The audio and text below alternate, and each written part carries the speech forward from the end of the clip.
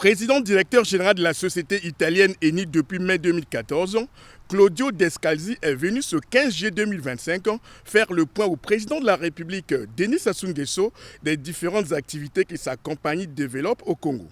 Un accent particulier a été mis notamment sur la production de gaz et de pétrole qui contribue à la bonne santé de l'économie congolaise. D'abord, la priorité, c'était le gaz, donc l'exportation de gaz et l'LNG. Comme vous savez, on a déjà démarré une première phase. Il y aura une deuxième phase avant la fin de l'année.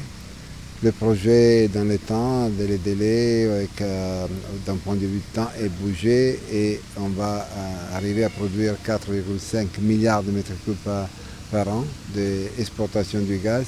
En même temps, il y a aussi l'augmentation du pétrole et du gaz associé dans le permis Néné. Donc plus de puits pour produire plus de pétrole qui va produire aussi plus de gaz pour l'exportation, mais aussi pour la partie domestique, donc pour la centrale électrique. Par ailleurs, la société Eni, qui a opté pour la diversification de ses activités au Congo, s'intéresse non seulement au secteur agricole avec le lancement récemment de l'unité de production de l'huile destinée aux biocarburants dans le département de la Bouinza, mais aussi accompagne le gouvernement dans la réhabilitation de la ligne électrique entre Brazzaville et Pointe-Noire. Le deuxième sujet, c'est l'agriculture.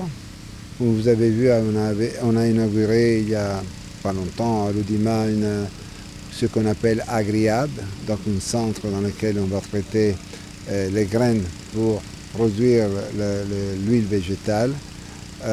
Donc investissement de l'agriculture, ça c'est un premier centre. Il y aura d'autres centres.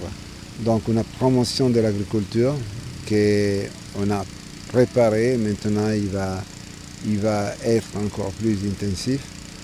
Et on a parlé d'électricité. On a commencé il y a 2 jours le travail sur la ligne haute tension avec les centrales de distribution pour rétablir toute la ligne d'Agenot, Pointe-Noire, Brazzaville, pour la mettre en état et avoir la possibilité d'utiliser le 100% de la potentialité de la centrale de la Tchèque.